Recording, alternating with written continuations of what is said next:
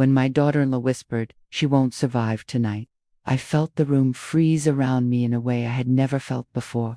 It was as if the air suddenly thickened, as if every sound in the house paused mid-breath, refusing to move until I understood what those words meant. I stood there in the dim hallway, half hidden in the shadow between the living room and the corridor leading to my room. The soft yellow light above me flickered faintly, giving the walls a warm glow that felt strangely cold that night. I remember the distant hum of the refrigerator in the kitchen, a steady, familiar sound that usually comforted me, but in that moment, even that small noise felt sharp, like it was echoing in a place it didn't belong. I held a cup of warm water in my hands. I could feel the heat rising gently through the thin ceramic, but my fingers trembled around it, not because I was frightened, though perhaps there was a small part of fear hidden somewhere deep in me. No, it was sadness, a heavy sadness that had been quietly piling up inside me for months, layer after layer, like dust gathering in a forgotten corner of a room. It was the kind of sadness that does not announce itself with tears or trembling lips, but one that sits inside you, quietly pressing on your chest, slowly sapping your strength without you even noticing. For a long moment, I didn't move. I didn't breathe. I stood perfectly still, listening to the soft murmur of voices coming from their room at the end of the hallway. I wasn't meant to hear anything, I knew that, but I was there. And the hallway carried whispers in ways it wasn't supposed to. I told myself not to assume anything, not to think the worst. I am old enough to know how easily the mind can twist a small sentence into something darker. But the way she said it, the way her voice softened at the end, melting into the silence as if the words were too heavy to carry, it didn't sound like she was talking about a movie character or a story she read online. It didn't sound like she was talking about a plant or a pet or something trivial that might not last the night. It sounded personal. Too personal. "She won't survive tonight." The words drifted through the narrow hallway like a thin ribbon of cold air, slow and deliberate, brushing against me in a way that made my skin tighten. They seemed to seep into the walls themselves, spreading a quiet chill through the space around me. I stared down at the cup of water in my hands and watched the faint steam rise, wavering slightly as if even the warmth of the cup wasn't sure whether it belonged there anymore. I wanted to believe she wasn't talking about me. I truly did. My heart reached for any explanation that didn't involve my name, my presence, my existence. I tried to convince myself she meant something else, something unrelated to me or my life or my future. But the silence that followed, her whisper, that deep, thick silence where even the house seemed to hold its breath, told me the truth I didn't want to acknowledge. I waited for my son to respond. I expected him to say something, anything, to question her, to deny her, to correct her. But he didn't speak. He didn't say a single word. And that quiet, that heavy pause where only their breathing filled the space between them, felt even louder than the whisper itself. They didn't know I was there. They didn't know how close I stood, barely a few steps away from the half-closed door. They didn't know that their quiet conversation would slip through the air like a thin thread and catch itself around my heart. They didn't know that I had heard. But someone else knew something was wrong long before I did. My neighbor across the street, the woman who always watched in a gentle, protective way, had already begun noticing small things. She had noticed how my daughter-in-law checked the windows at night, peering out as if she was afraid someone might be watching. She had noticed the way my son's shoulders drooped more each week, the way he carried a tiredness that wasn't just from work. She had noticed how my steps grew slower, how I limped a little more every day, how I walked with the carefulness of someone trying not to disturb anything or anyone around them. People notice these things. Even when you think you're hiding them well, people sense tension, even when the house is quiet. And she, my neighbor, recorded things not because she wanted trouble, but because she felt something wasn't right. She wanted to protect me. She had seen the strain in my movements, the heaviness in my eyes, the way I often glanced down at the ground instead of lifting my head to meet the world. But I didn't know any of that at the time. I didn't know she had quietly been capturing small moments, the sound of raised voices that carried through the thin walls, the shake in my steps when I walked down the porch steps, the way I stared out the window sometimes as if searching for a place I didn't know how to reach. All I knew in that moment was that I felt more alone than I had felt in years, That whisper, that soft murmur, carried by someone who lived only a few doors down the hallway from me but felt miles away, in spirit, struck something deep within me. I swallowed hard, forcing breath into my lungs, and lifted my chin just enough to steady myself. My hands tightened around the cup, and I took a slow step back, careful not to let the floor creak beneath me. I walked toward my room with the quietness of someone afraid to disturb even the dust in the air. Each step felt heavier, as if the hallway stretched longer than before. When I reached my room, I closed the door softly behind me, the click of the latch sounding louder in my head than it should have. I leaned my back against the door, letting the cool wood press into my shoulders. The room felt dimmer than usual. The shadows in the corners seemed deeper, stretching across the floor like slow-moving water. My bed looked smaller, my belongings looked older, and the silence inside that room felt complete, as if the world outside had faded away. I let out a breath I had been holding for too long, and whispered to myself, barely moving my lips, "Maybe they want me gone." The words tasted bitter, but I smiled anyway. Not a bright smile, not a hopeful one, just the small, soft smile of someone who has spent years pretending everything was fine even when it wasn't.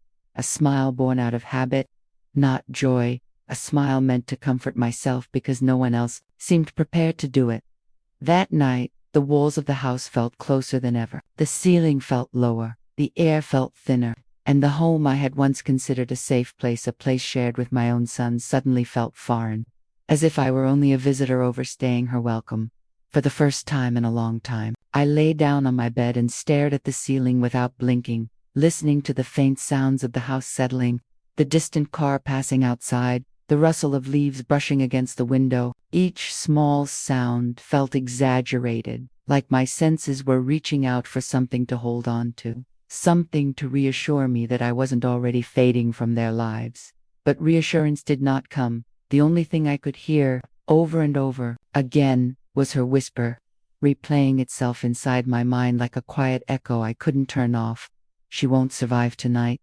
And the longer I lay there, the colder those words felt, not because of her voice, but because of the emptiness I felt inside myself, the fear of becoming a burden, and the quiet ache of believing that maybe, just maybe, they were preparing for a life without me. That night, the house felt smaller than ever. And so did I. Let me start from the beginning, so you understand how all of this truly began. I wasn't always the quiet guest in my son's home, tiptoeing from room to room like a passing shadow. There was a time when life around me was loud, bright, and full of warmth. A time when laughter filled every corner of my house, when the smell of cooking drifted through open windows, when children ran across the living room chasing each other, leaving tiny handprints on every glass surface. Life was noisy, messy, and beautiful. And in the middle of all that, I stood with a heart that felt whole. My son grew up in that kind of house, a house overflowing with life. I raised him alone after losing his father far too soon. Those early years were difficult, but I always held on to the belief that love could make difficult things survivable. So every night, I held him a little tighter, and every morning, I worked a little harder. I learned to fix leaks, patch roofs, balance bills, and give comforting hugs all at once. Sometimes, when he was young, he would ask me, "Mama, why do you look so tired?" And I would simply smile, touch his cheek, and say, "Because I want you to have a good life." And he did. He grew into a gentle man, the kind of man who always helped neighbors carry groceries, who stayed late at school helping teachers stack chairs, who gave more than he took. I watched him grow with pride swelling inside me like a warm tide. Every year, I would think to myself, his father would have been proud too. When he graduated, I clapped louder than anyone. When he got his first job, I cried quietly in the kitchen. And when he told me he had met a girl, the woman who would one day stand in the hallway whispering words that would change my life, I felt joy rise in me like sunlight. I remember the first day he brought her home. She stood by the doorway with a bouquet of flowers, holding them a little awkwardly because she was nervous. Her smile was polite, almost careful. Her hair was neatly tied back. Her dress was simple. She looked like someone who didn't want to make a wrong impression. I invited her in warmly, and though the flowers made me sneeze non-stop, I never showed discomfort. She seemed kind, reserved, but kind. When I saw the way my son looked at her with softness, with admiration, I told myself, this is good, this is love, this is the beginning of something beautiful. After they married, they moved into a small house with big windows. I used to call it a sun house because every morning it glowed like it was painted with gold. I visited whenever they invited me. I cooked for them sometimes. I brought treats. I never stayed long because I didn't want to intrude. My daughter-in-law always smiled politely, though sometimes it felt more like habit than warmth, but I ignored the feeling. I told myself she needed time. I told myself I had also taken time to warm up to my mother-in-law many years ago. Time passed, seasons changed, and somewhere along the way, life began thinning around the edges. Not dramatically, not with loud arguments or harsh words, just small shifts, subtle changes, things that you almost don't notice until one day you wake up and realize the whole atmosphere has turned into something different. It started with my health. My legs no longer supported me the way they once did. I would lose my breath while walking short distances. Some mornings, I would wake up feeling like my bones were made of glass. I tried to hide it. I tried to walk normally. I tried to smile through the pain, but aging has a way of revealing itself, even when you try to shut the door on it.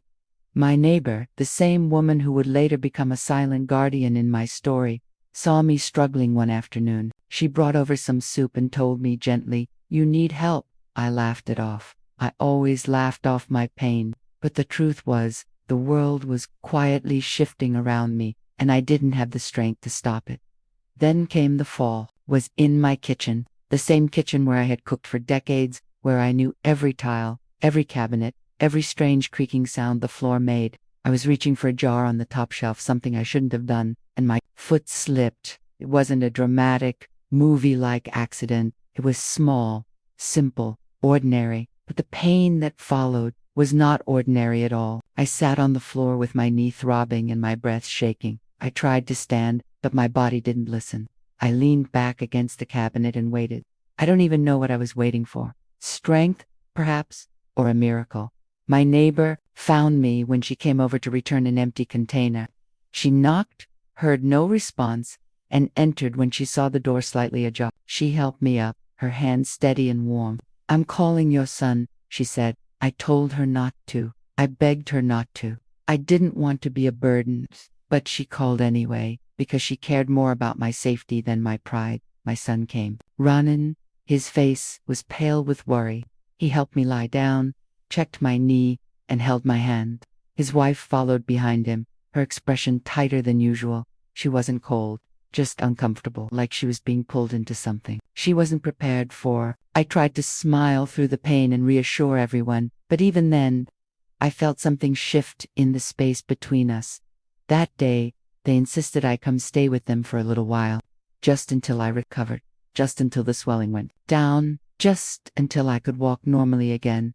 A little while stretched into weeks, weeks stretched into months, and slowly, quietly, their home stopped feeling like a place of comfort and began to feel like a place where I needed to measure every step, every breath, every moment. I tried to help around the house, but sometimes I moved too slowly. I tried to cook on my good days, but sometimes I forgot where they kept things. I tried to be invisible.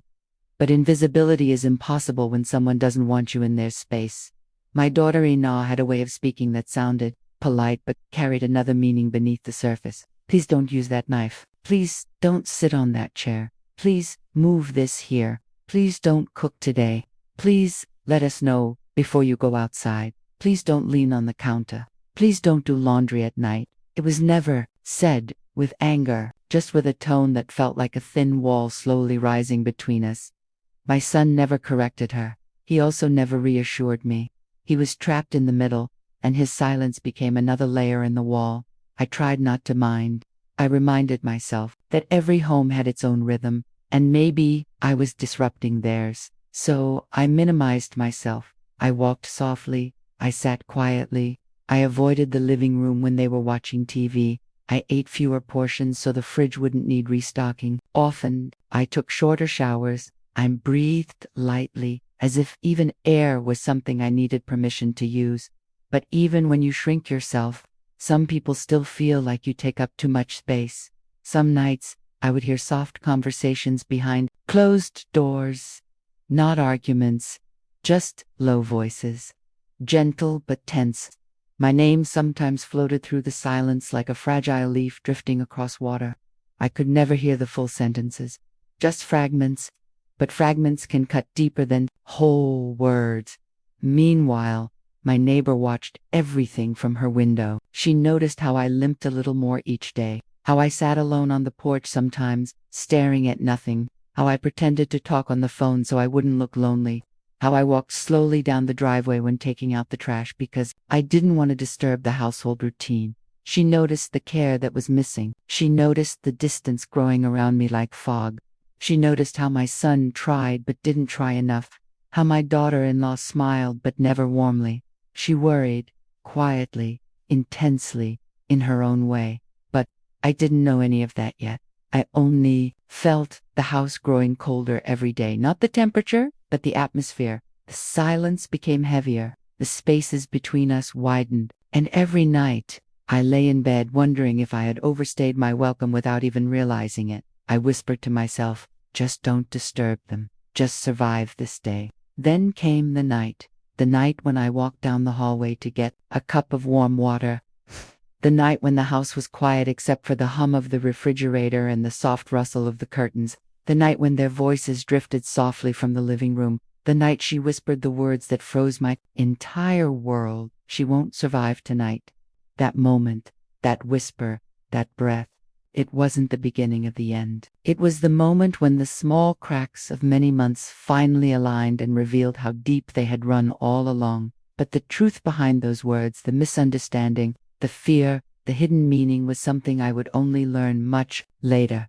For now, all you need to know is that everything that followed began with the quiet shifting of small things.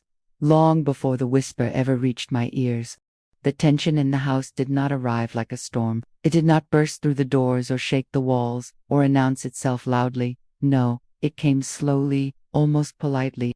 It slipped through the cracks of ordinary days. It settled quietly in the corners where sunlight used to rest. It grew the way shadows grow in late afternoons, soft at first, then long, then impossible to ignore. It began with little things, simple, almost invisible gestures.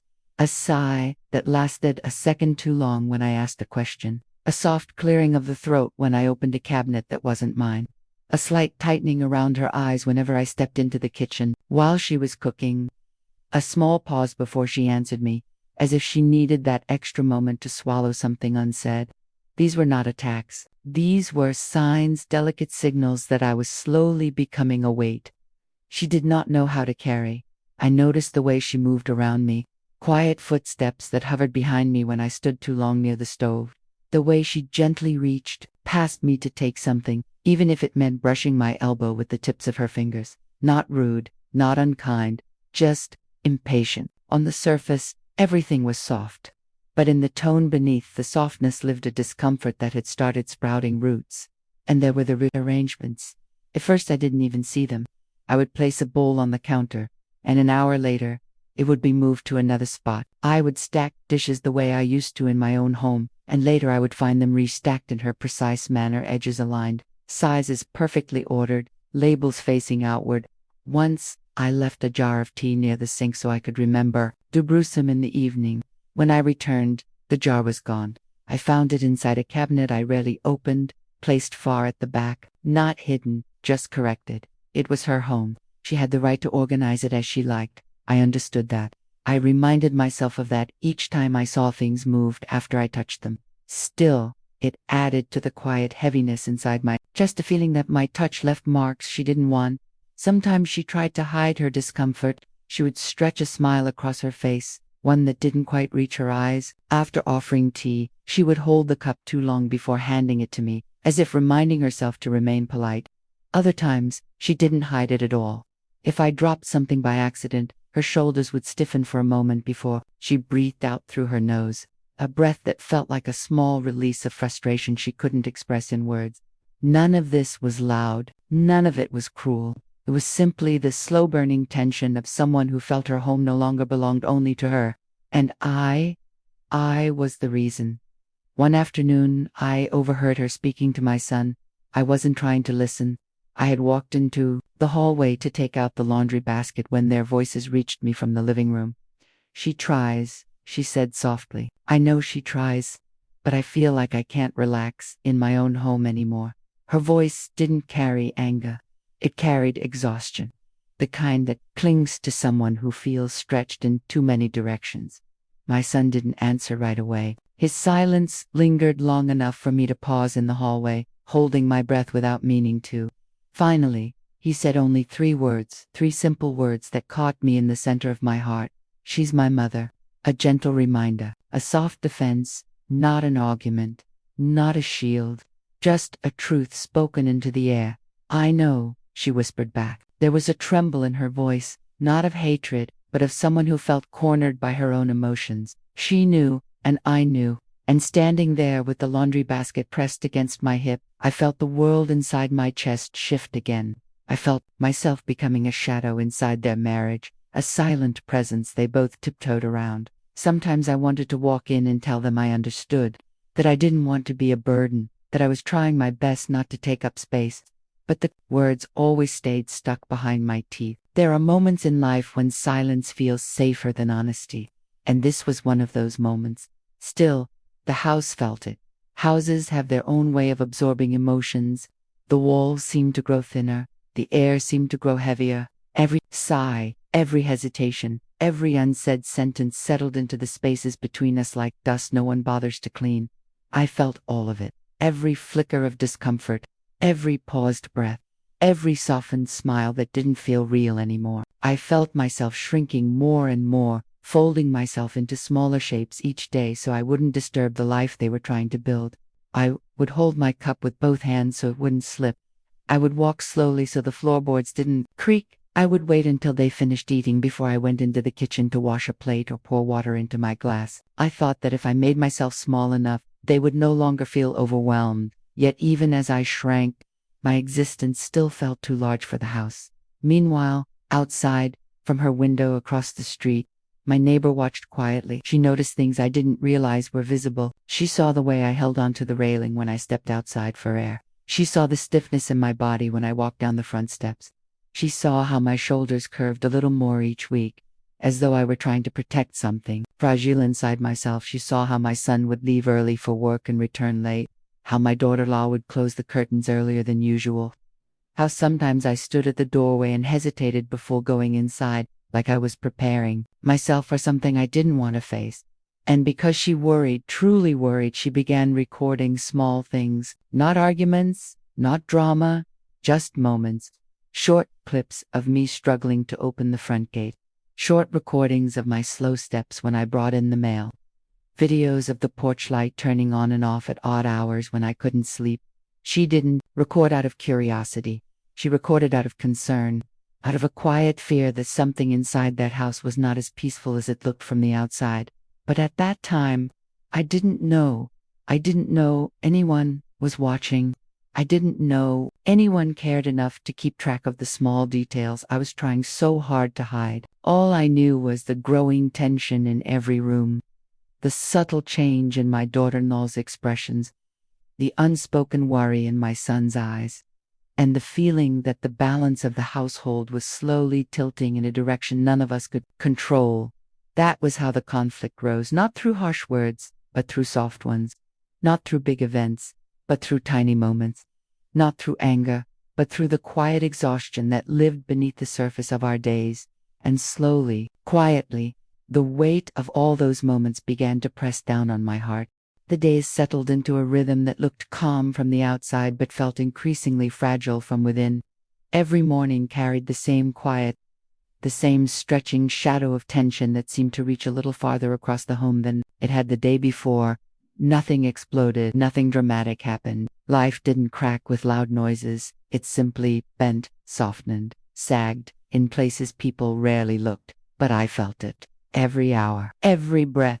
There were moments when the sunlight fell across the living room in a warm, golden line, and for a few seconds, the house felt like a home again, like the life I used to have, the laughter I once knew, the warmth of belonging.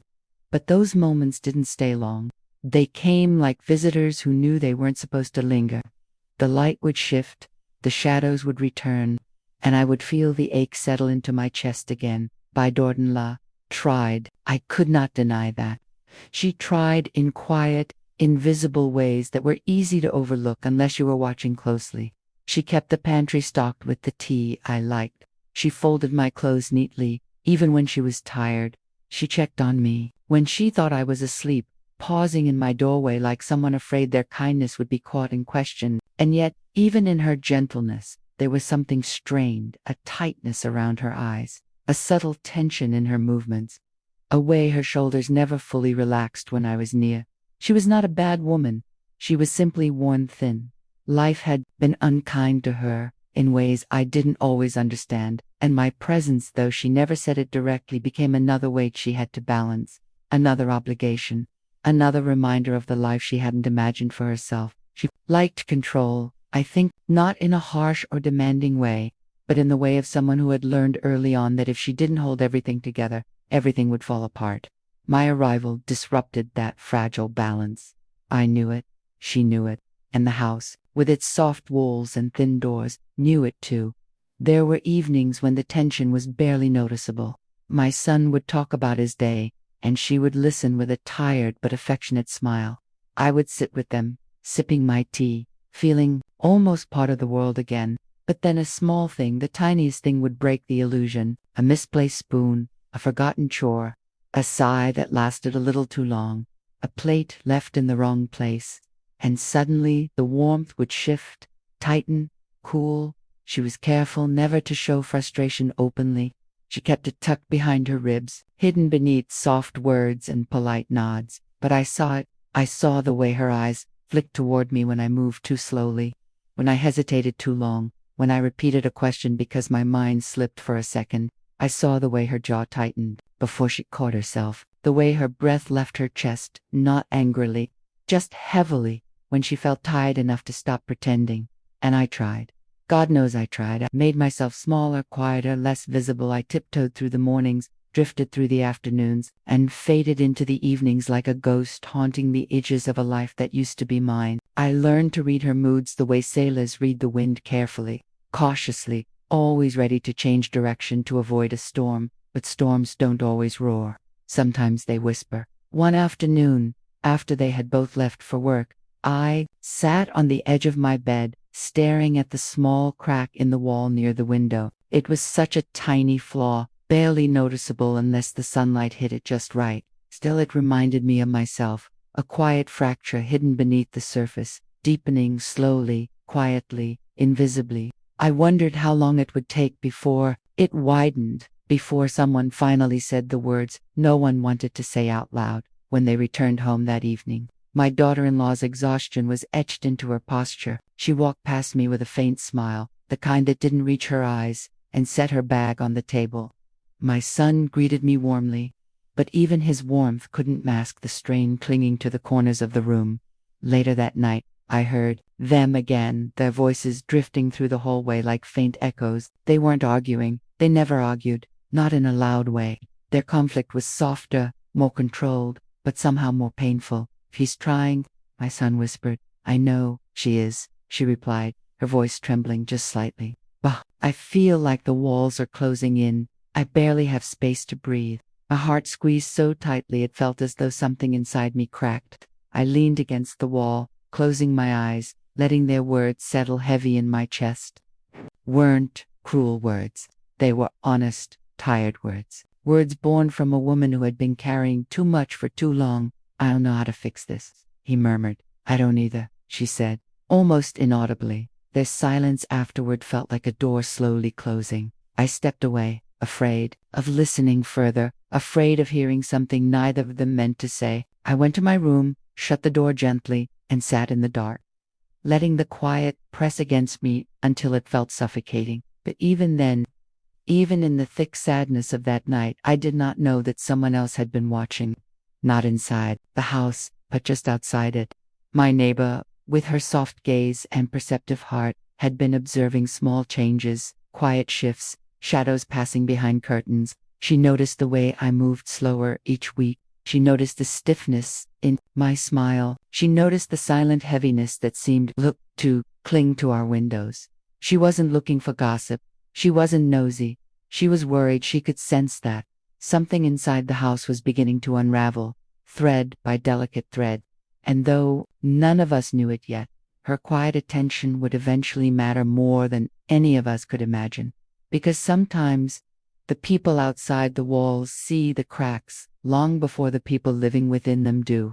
The night everything changed did not arrive with thunder or storms or any great dramatic flourish. It came quietly, the way endings and beginnings often do, slipping into the room with the heaviness of breath you don't realize you're holding. Even before the evening settled fully into darkness, something felt different. The air pressed deeper, heavier on my chest, as if the house itself was exhaling a long, tired sigh.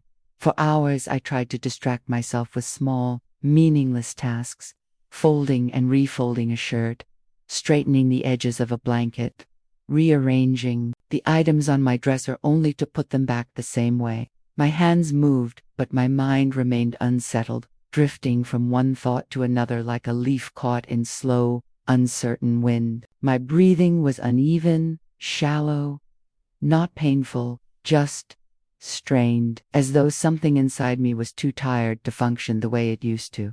I didn't want to make noise. I didn't want to wake anyone. I didn't want to be a burden. Those thoughts looped constantly in my mind, a gentle but suffocating mantra. So I sat quietly, rubbing my chest in slow circles, telling myself it was fine, that it would pass, that it was nothing, just another night of age reminding me that bones and breath don't last forever. But the heaviness stayed. Near midnight, when the house felt still and the world outside seemed wrapped in a blanket of silence, I finally stood and made my way to the kitchen. The floorboards creaked faintly, but I stepped lightly, trying to hush even my own footsteps. The dim glow from the hallway light spilled into the kitchen just enough for me to see without turning anything on.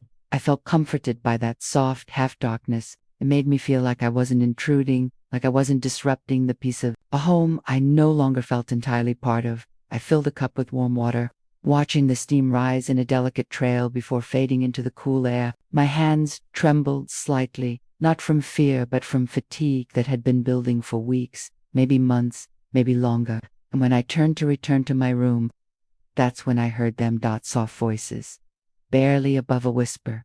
My son and her. I didn't intend to listen. I didn't creep toward their room with purpose.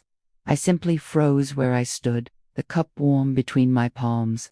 The house suddenly too quiet to pretend I hadn't heard anything. Their door wasn't fully shut, and the sound traveled gently down the hallway. My daughter-in-law's voice came first, fragile, strained, trembling at the edges the way voices do when fear hides beneath the surface. I don't think she'll make it through tonight, she whispered.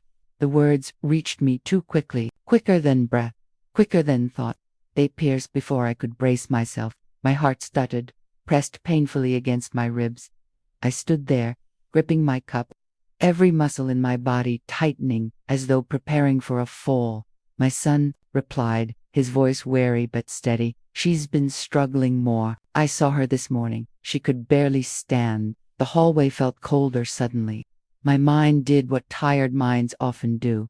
It twisted meaning, not intentionally, not maliciously, just instinctively, reflexively. I heard worry, but my fear warped it into something sharp, something rejecting. In my weakened state, what reached me was not concern, but resignation. I thought they had given up on me. I thought she was telling him it would be easier for her, easier for their marriage, if I simply didn't survive. A terrible misunderstanding, but at that moment it felt real. It felt devastatingly real. I didn't hear the rest of the sentence. Not then. Not the crucial part that softened everything. My mind stopped listening after the first half, filling the silence with its own cruel interpretation. I backed away from the hallway wall as quietly as I could, as though the shadow of their words might reach out and touch me. I walked to my room slowly, each step feeling like it carried the weight of years. When I closed the door behind me, it felt like sealing myself away from the world. I sat on the edge of my bed. My heart didn't race, it didn't panic. It simply sank under the belief that I had become too much, too heavy, too consuming, that I was draining the life out of the house, suffocating the little joy still inside it. It's time to leave. I whispered to myself, not with bitterness, not with anger, just a quiet acceptance born out of love, a love that wanted to free them, not burden them. I took out my small suitcase from the bottom of the closet. The zipper was stiff, old, stubborn. The bag itself was worn around the edges, much like I felt. I began placing a few clothes inside, folding them carefully, even though my hands shook. My breath came short and tight. Several times I had to pause, holding onto the corner of the bed to steady myself. I didn't notice the movement from the window across the street. I didn't know she was watching my neighbor, the quiet woman who always smiled softly, who always noticed more than she ever said aloud. Saw me, saw the way I moved, saw the trembling, saw the bag, half packed on the bed, saw the slump of my shoulders under a weight no one else realized I carried that.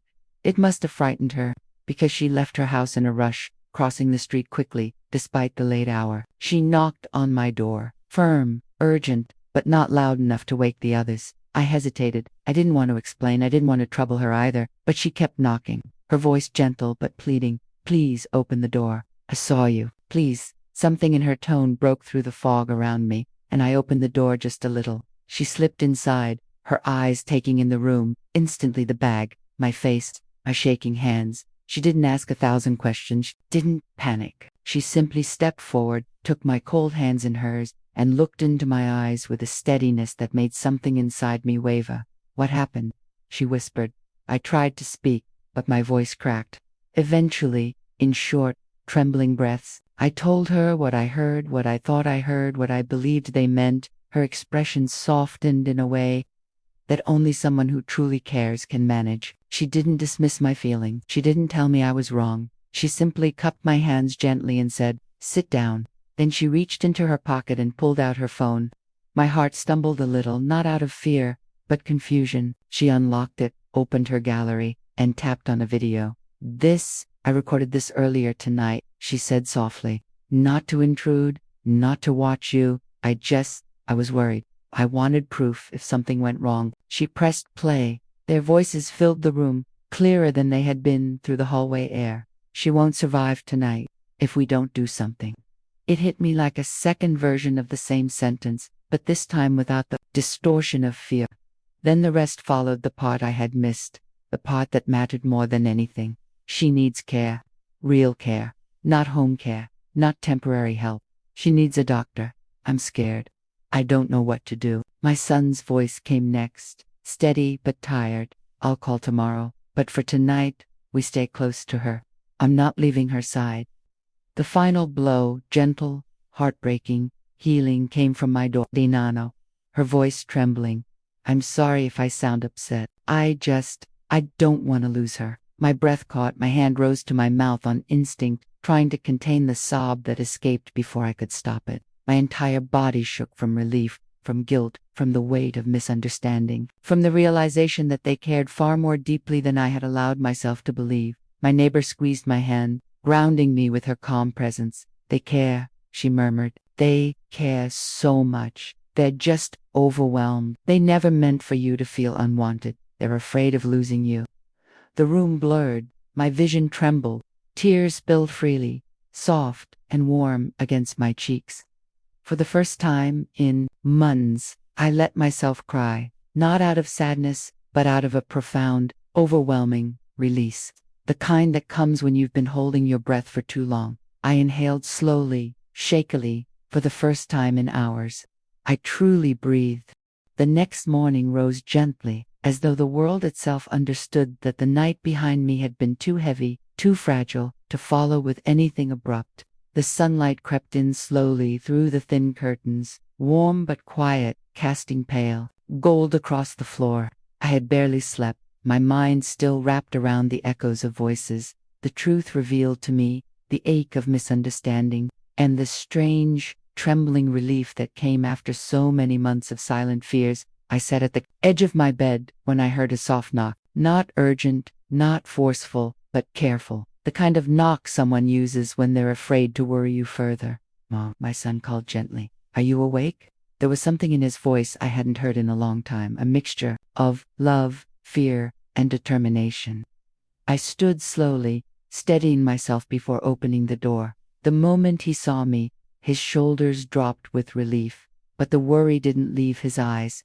It clung to him, wrapped around his expression like a shadow he couldn't shake off. "We're taking you to the doctor today," he said, his voice firm in that gentle way only he could manage. "Please don't argue with me." I didn't argue. I simply nodded, because fighting him would feel like fighting the care I had longed for, yet tried so desperately not to demand. My daughter-in-law stood behind him, hands clasped tightly in front of her. Her eyes were red, the skin beneath them swollen, signs of a night spent crying, worrying, perhaps even regretting. She looked smaller than I remembered, as though the burdens of the past months had worn her thin, not just physically, but emotionally. She took a hesitant step forward. "I'm sorry," she whispered, her voice trembling so softly it felt like it might break if I breathed too hard. "If I ever made you feel unwanted, if anything I did or said hurt you, please believe me. It was never because I didn't care. I was scared. I was overwhelmed. I didn't know how to help you. And sometimes I failed." Her words, fragile and honest, settled heavily in the space between us. Not heavy like sorrow, but heavy like truth, the kind that needs time to sink in. I studied her face, the exhaustion around her eyes, the tightness in her shoulders, the way her hand shook slightly as though she was afraid I might walk away from her. This wasn't the face of a cruel woman.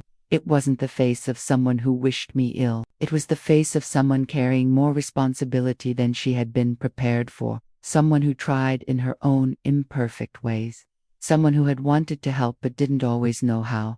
"I misunderstood you," I said softly, my voice no stronger than hers. "I heard your fear, and I mistook it for frustration. That was my mistake too." Her lower lip trembled as she shook her head. No, we should have spoken sooner. We should have been clearer. You shouldn't have had to guess what we meant. You shouldn't have felt alone under our roof." Masan placed a hand on her back, gently, reassuringly, and then he reached out and took my hand with his other. In that moment, the three of us stood in a quiet, trembling circle, a fragile family, bruised by misunderstanding but held together by something still intact beneath all the fatigue.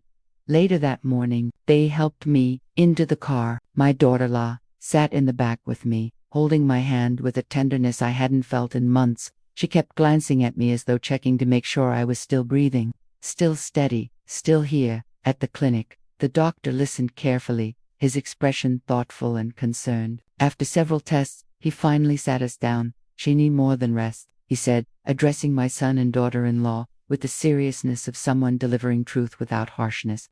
"She needs proper medical treatment, consistent support, regular checkups. It's more than you two can handle alone, no matter how much you love her." My daughter-in-law swallowed hard. My son squeezed my shoulder gently, and in that moment, everything she had whispered that night made sense. Not as a cruel wish, but as a plea born of fear and the helplessness. They weren't pushing me out. They weren't waiting for me to fade. They were trying to save me.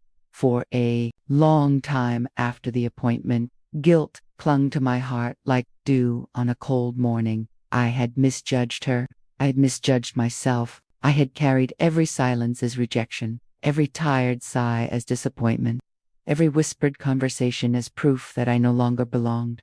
But the truth, once revealed, softened those sharp edges, blurring months of fear into a gentler understanding. We began to talk more openly, carefully at first, like people tiptoeing across thin ice, unsure which areas were fragile. But with time, we grew steadier, more confident. We laughed occasionally, small, hesitant laughs that slowly grew into real ones. We shared meals again, not because it was expected, but because the space between us wasn't strained anymore. One evening, as I sat in the living room wrapped in a blanket, my daughter-in-law approached with a bowl of warm soup. She held it with both hands, her posture soft, almost shy. "I made this for you," she said gently. I took it, inhaling the familiar aroma, and felt something warm bloom in my chest. "It's good," I said after a sip. She smiled lightly, a smile that held both relief and quiet pride. "It's your recipe," she admitted.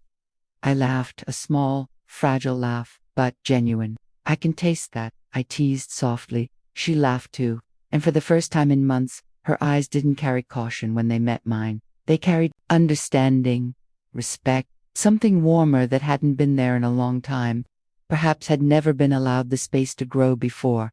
My son sat beside us, smiling in that gentle way that reminded me of when he was a boy, running to show me each new thing he learned. Now he watched us with that same hopeful softness, as though seeing two parts of his world finally settling into peace. My neighbor visited often during those months.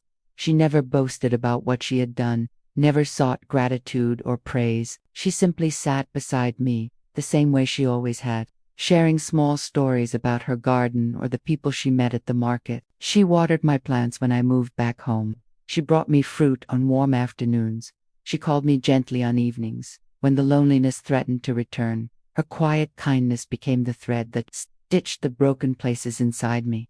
With proper treatment, my health stabilized. I moved slower, more carefully, but I moved with less pain, less fatigue, less fear. I could breathe again, not deeply, not like I used to, but more comfortably, more freely. Each breath felt like something I had almost lost. Months later, when I finally returned to my own home, the house greeted me with a familiar silence, but it didn't feel empty anymore. It felt peaceful. I spent my days resting, tending to small things, knitting, reading, watching the sunlight move across the walls. My son and his wife visited often. Sometimes they stayed for dinner. Sometimes they brought dessert or groceries. Sometimes we talked for hours about the things we had been too afraid to say. Other times we sat together quietly, simply grateful for the calm between us. And each time they left, closing the door gently behind them, a soft warmth settled inside my chest. Something tender, something steady, something I thought I had lost forever in those months of misunderstanding, belonging. Not because I lived in their house, not because they cared for me out of obligation, not because they worried out of guilt, but because they loved me, and I could finally feel it again. Now, when I think back to that night, the night when her trembling voice drifted through the crack of the door, the night when her fear disguised itself as helplessness and turned into those fragile words, "She won't survive tonight," I no longer feel the coldness that once seized my heart. I no longer feel that sharp sting of betrayal, or the twisting ache of imagining myself as an unwanted presence in a home already heavy with responsibilities. Instead, something gentler sits inside me now, something quiet, steady, warm, like a small ember that survived the storm and continues to glow long after the winds have passed.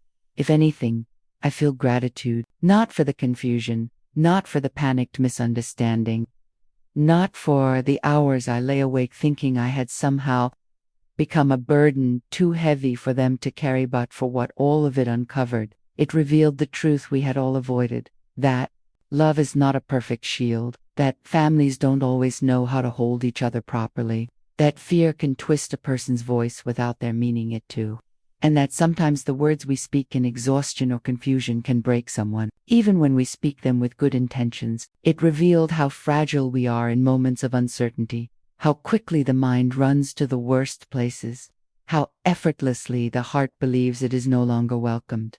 Life is so delicate in that way, relationships even more so. It takes years to build trust, and sometimes only a single sentence, half whispered, half dreaded, to crack its surface. I used to think that once something cracked, it could never be the same again, but now I know that some cracks don't destroy it. They reveal, they show us where mending is needed, where understanding was missing, where a tender hand must replace silence. And sometimes the mending, slow and uncertain as it may be, brings people closer than before. My daughter-in-law never wanted to hurt me. That much I know now. She wasn't standing at the doorway that night wishing for my end. She wasn't plotting or resenting or waiting for a moment of escape. No, she was terrified of losing control, of watching someone she was responsible for slipping beyond her reach, terrified that she didn't have the strength or the knowledge to help someone who was weakening right in front of her eyes. Fear makes the voice tremble. Fear confuses the heart. Fear makes the words come out wrong. She didn't want me gone. She wanted me safe, safer than she could provide in that moment. And it took me a long time to understand that the quiver in her whisper that night wasn't coldness, it was worry. A worry too heavy for someone her age, too heavy for anyone who suddenly finds themselves caring for another life when they are still learning how to manage their own. I didn't mean to burden her. I didn't mean to add weight to her days, or turn her home into a place of quiet tension, or make her footsteps hesitant. I was simply trying to breathe through my own pain, my own aging, my own slow decline. I didn't know how to say, I need help, without feeling like I was taking something from them. And she didn't know how to say, I'm scared, without sounding overwhelmed. We were both lost in our own silence. My son's poor soul stood between us the whole time, trying to shield her from stress, trying to care for me without making me feel dependent, trying to hold a house together that felt like it was slowly filling with smoke. He carried a weight he never complained about, a weight he thought he had to shoulder alone. I see that now whenever I look at him, whenever I watch the way he breathes a little deeper around us, as if he finally has room to inhale without fear of something breaking. We were all a fraud, just in different ways. But now our home is different. Not perfect, never perfect, but softer somehow, more open, more honest. We make mistakes still, but we don't drown in them. We misunderstand one another sometimes, but not in silence. We speak now, we ask, we clarify, we forgive before wounds deepen.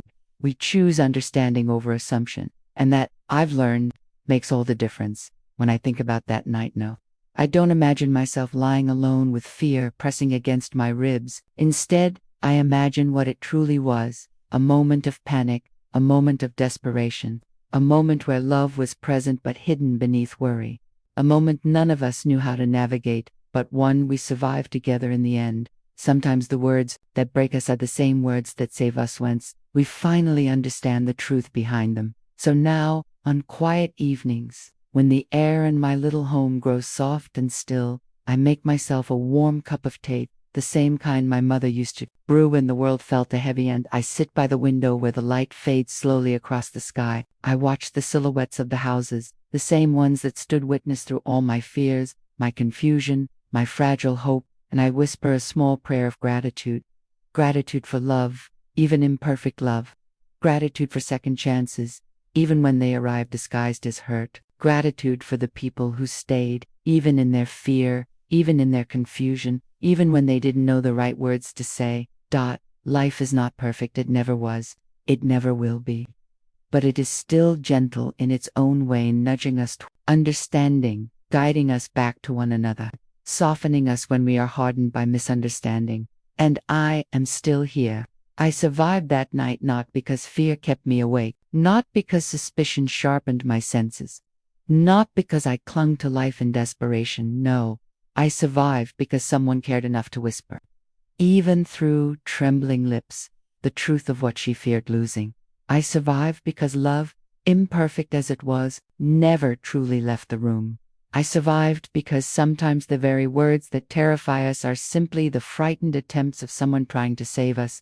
And now, as the steam curls from my cup and the night settles gently over everything, I feel no shadow of that night left inside me, only the quiet, steady certainty that I belong, that I am loved, and that even fragile hearts can find their way back to each other when given the chance. I survived that night, and life, in its own patient way, kept me here long enough to understand why